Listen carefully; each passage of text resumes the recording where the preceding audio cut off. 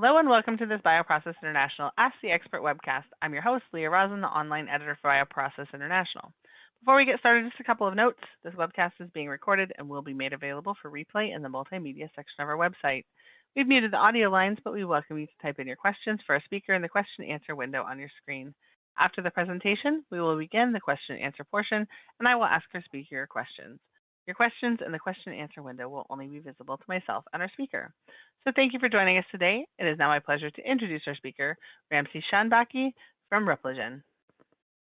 Thanks, Leah. Today I'm here to talk about the inline concentration measurement via the FlowVPX system and how it can fit into your process and present some data on it and answer your questions. So today I'm going to talk about first why we need process analytics, how slope spectroscopy works and the method of use of the FlowVPX system, and then a sampling of data that we've collected with our customers on various process steps with the FlowVPX and how it can help you in your process. But first, I'd like to just go through and quickly show the suite of products that's offered by Repligen.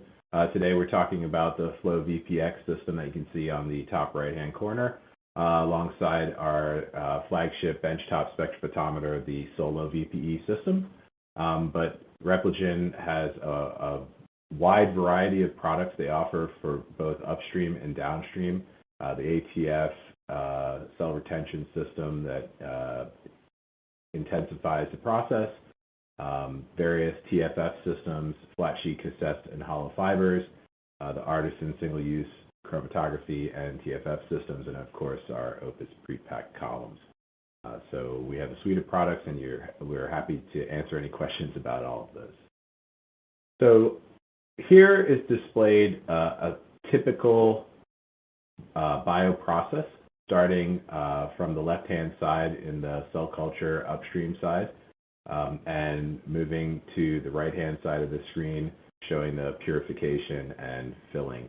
The FlowVPX is typically used in the downstream part of the process, so anywhere from harvest all the way to filling. The examples I'll show today are focused on the capture chromatography step, filtration or UFDF, and the final formulation of your MAB product.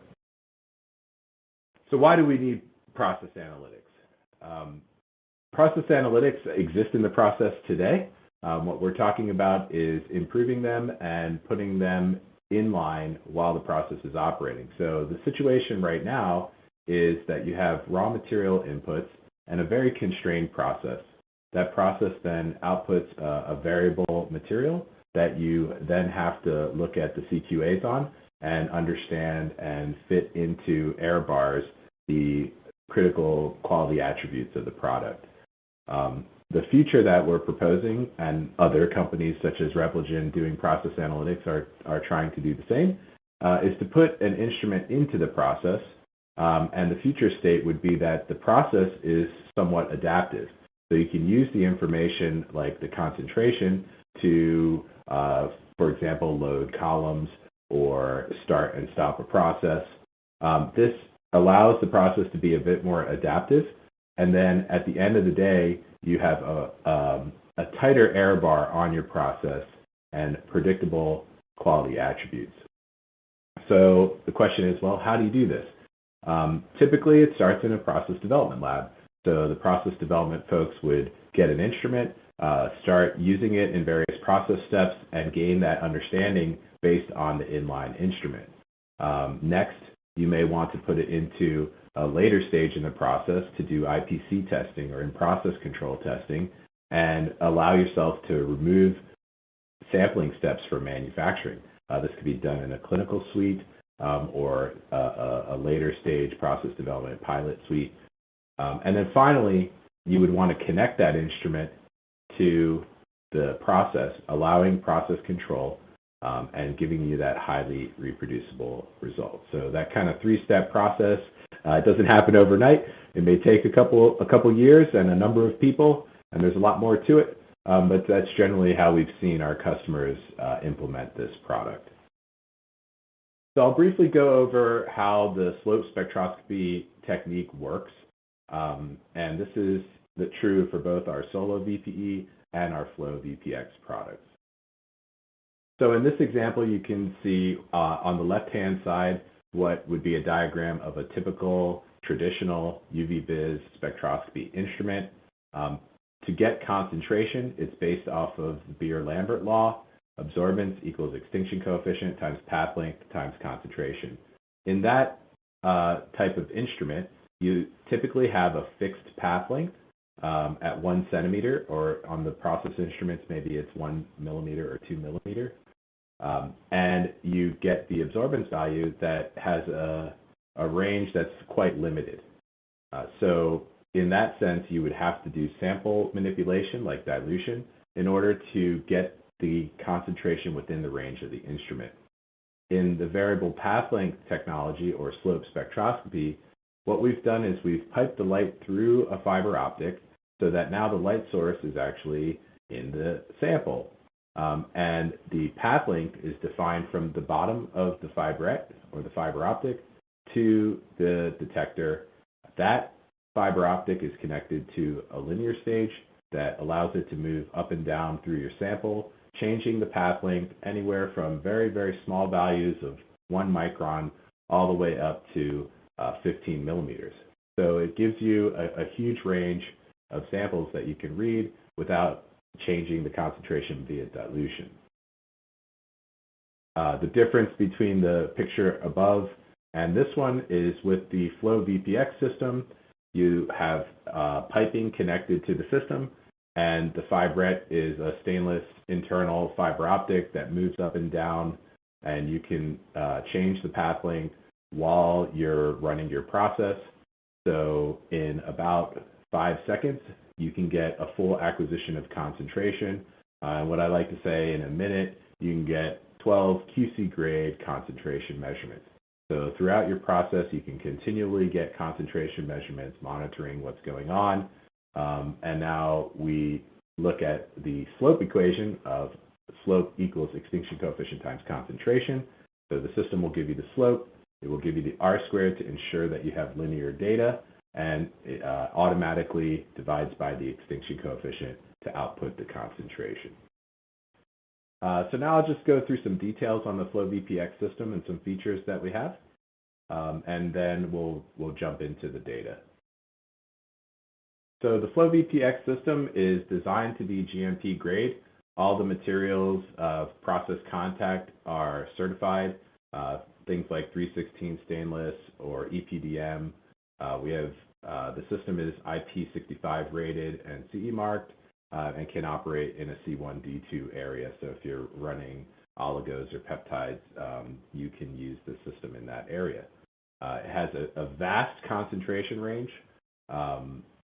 We have standards that go up to 46 slope, which equates to 460 absorbance for a standard spectrophotometer.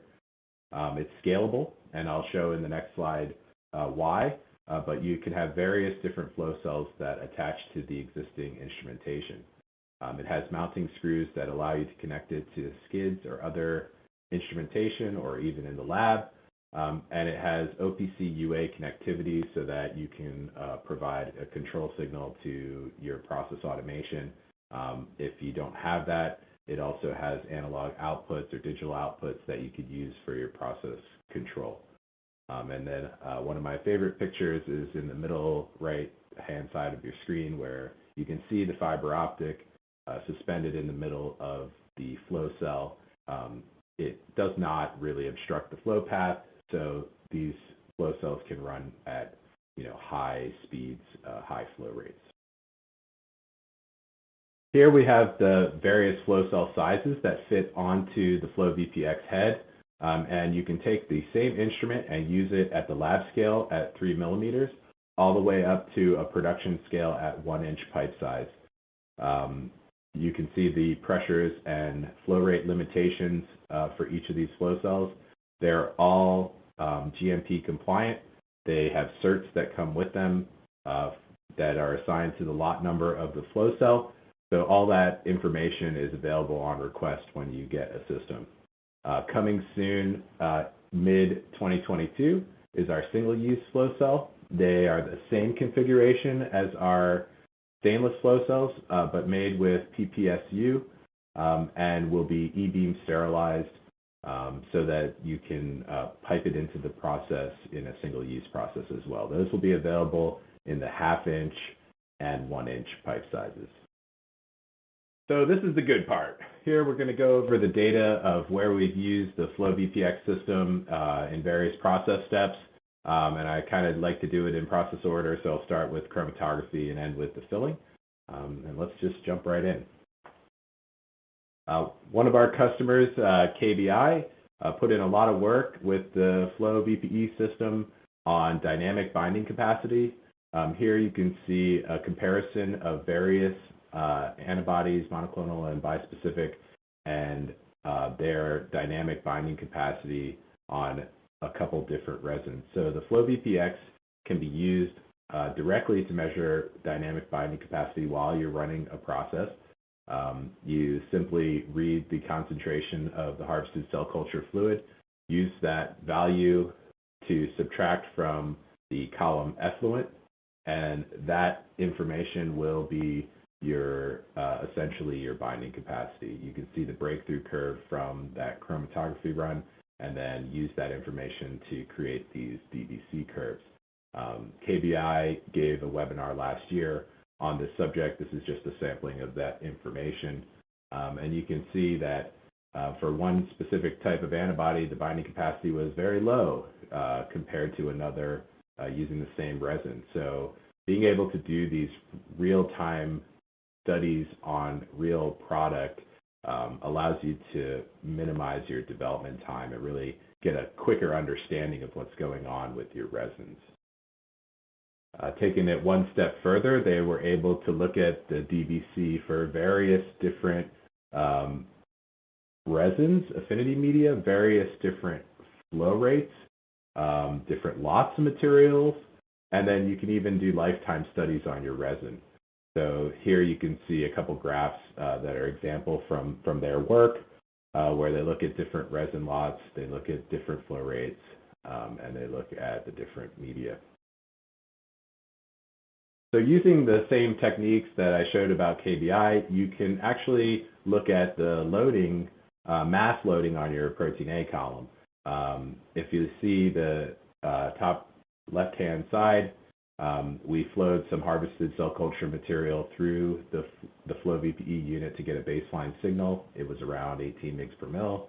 Then you flow it through your column as you would normally, wait a couple column volumes till the signal flattens out, and you can take the difference between those signals to get the titer in real time. Then, taking that titer value and multiplying it by the time and the flow rate, you can turn that chromatogram of concentration into a mass plot, and you can understand exactly how much mass is being loaded onto a single column. This is particularly useful if you're evaluating continuous processing or looking at multi-column processes. You can use these kind of techniques to really understand what's going on and change it for the different process parameters or product types. So moving on down the process, UFDF is really our most popular application for this instrument. Here's where you would use it on the concentration step. You would want to pipe the FlowVPX or FlowVPE into the retentate line as opposed to the permeate line. And you want to look at the retentate as the concentration is increasing. Using this technique, you can know exactly what concentration is flowing through your system at any given time. You can set start and stop points for the dye filtration if you like, and then you can set a final concentration point. This was one example. I'm going to show another one afterwards, where we did a study comparing solo VPE offline measurement to A280 to FlowVPX up to 260 approximately mg per mil. So you can even use this for your very high concentration MAB formulations. In the next example, we've broken it up into a few slides to show the set points for a UF1, a dye filtration, and a UF2.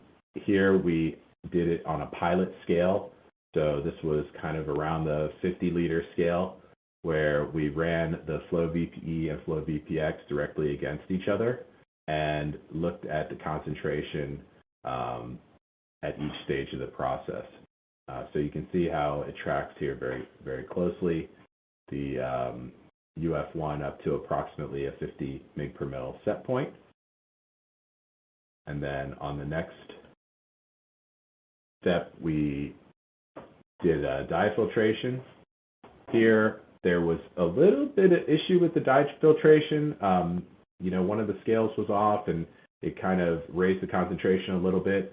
You can see it almost fell out of the set point. This is actually a nice example of how you could use the system to ensure that your process is operating properly, keeping the concentration constant throughout the dye filtration. And then the final stage of this process was actually quite interesting because this UFDF was done mostly manually. The target was 225 mg per mil, but if you notice at about 175 mg per mil, the system stopped automatically.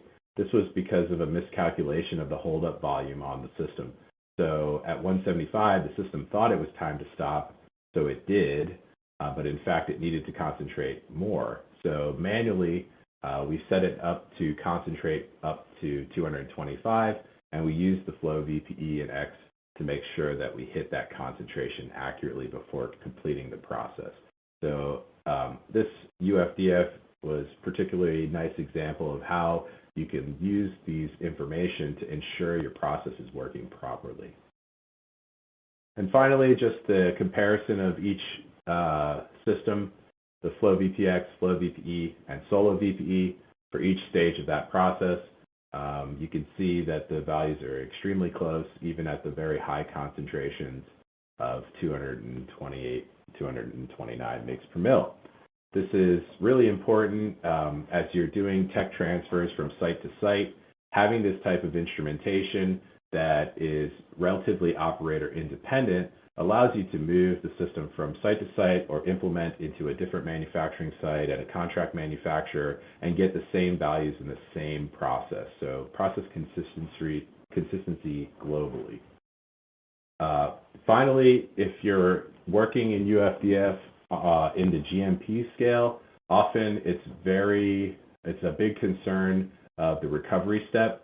This is where you're collecting your protein off of the system, and you often have to do a buffer flush to recover the protein. It's a scary part because you're diluting the protein just a bit. So here you can monitor that dilution and ensure that you don't go below the target concentration. So our GMP customers doing UFDF really appreciate this application. Finally, the drug product suite, where you take your bulk drug substance and dilute it to your formulation concentration. Often you're going to get a pool that's a very high concentration and you need to dilute it down to a lower concentration. There's really no room for failure in this process. Concentration is extremely critical and you need to hit your targets accurately.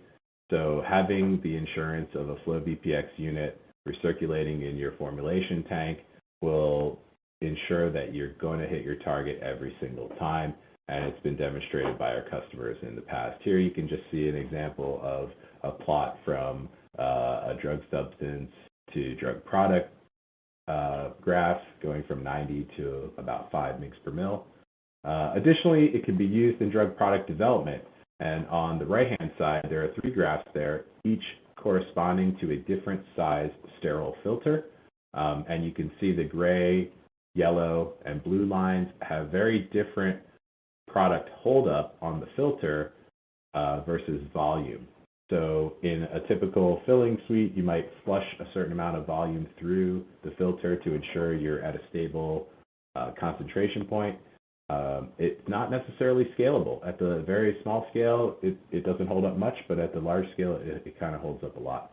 So it's, flow VPX can be a useful tool for these kind of studies in drug product development.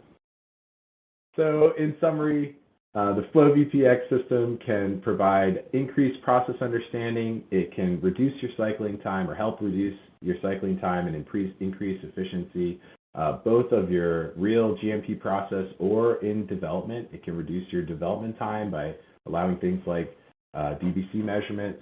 It gives you a stronger process control with less risk, so you can ensure you're going to hit your targets at those later stages of the process where it's really important to hit the concentration targets. So thank you so much, and I'll be happy to take your questions now. Okay, thanks, Ramsey. So the first question is, can you speak about validation in GMP setting for commercial production, or is that customer specific? Yeah, so there are definitely aspects of the validation that are customer specific, but in general, you have a few things that you have to do. Usually what happens is someone will bring the system into the lab and they'll do some work in the lab on a specific process step. They're going to understand the process using the flow VPX. Then there'll be a few steps regarding analytical method validation that you need to follow to potentially compare the analytical method of the VPX to some standard or an offline measurement that is accepted at that customer site. Then likely there'll be some software validation and software setup, or if you're connecting to a process equipment, some validation of the connectivity to that skid. And then just some process validation as far as cleaning parts or disposing of flow cells and how those things are handled, and some training that goes about that. So some of those things will be specific to the operation that you're running, but in general they're pretty standard, and we can kind of help along when you implement the system for recommendations on steps to follow. And with UF and DF going to very high concentrations, have there been any issues with reading high viscosity solutions with the flow VPX? So no, that's actually one of the great things about this system. You're shining light through the sample. It doesn't really matter what the viscosity of the sample is. Now, you do need to be aware of how the material is being processed. So if you have a pump that contributes to agitating the material, or might cause bubbles in the material, what we would typically instruct you to do is to get to whatever set point you need to do on your UFDF system, stop, allow it to recirculate and settle out so that the solution is homogeneous, and then take a measurement at that point. And that would only be for really specific samples at very high concentrations. With this system, we've run it up to 350 mg per mil for an antibody, so we've had no issues with viscosity at all, and we've been able to read accurately at those high concentrations. And I'm curious to know whether variable path length is something that you set in the beginning, or is it changed in real time based on the UV ABS data feedback in real time?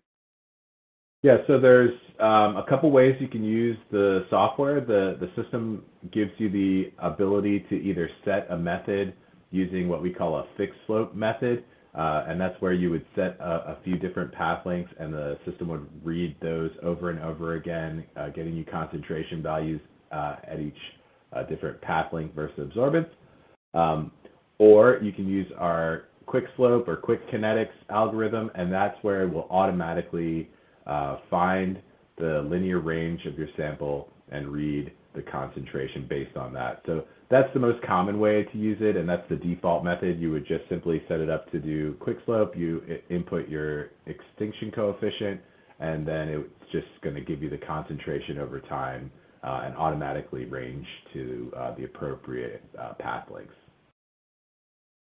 Can the flow VPX measurements be integrated with other process measurements?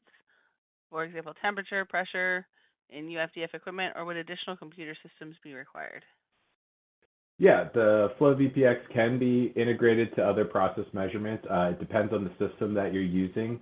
In fact, so there's simple analog outputs that can send the concentration signal to other instrumentation, like the Repligen KR2i or KTF systems.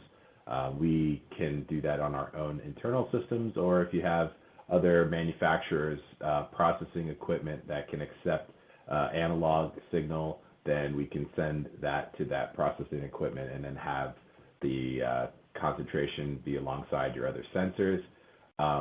It also has the capability to do OPC UA communication. I know that Delta V can accept that, Siemens SciPat.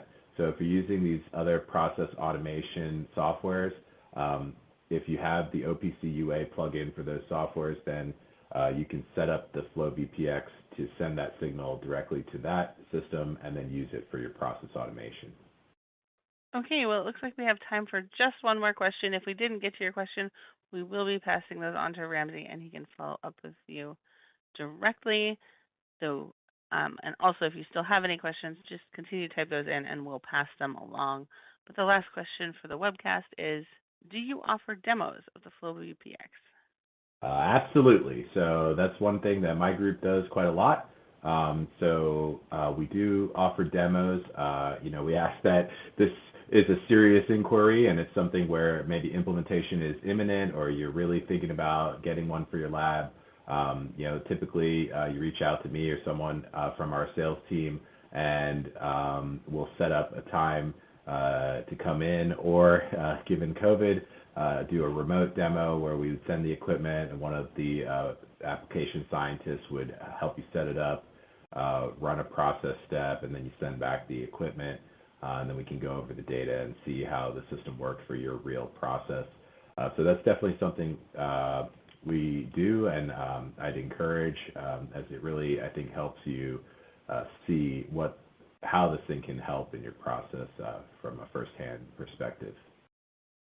Thanks, Ramsey, and thanks to our audience for joining us. The recorded version of this webcast will be available for on-demand viewing on our website, and as a registered attendee, you'll receive a follow-up email providing you with a direct link.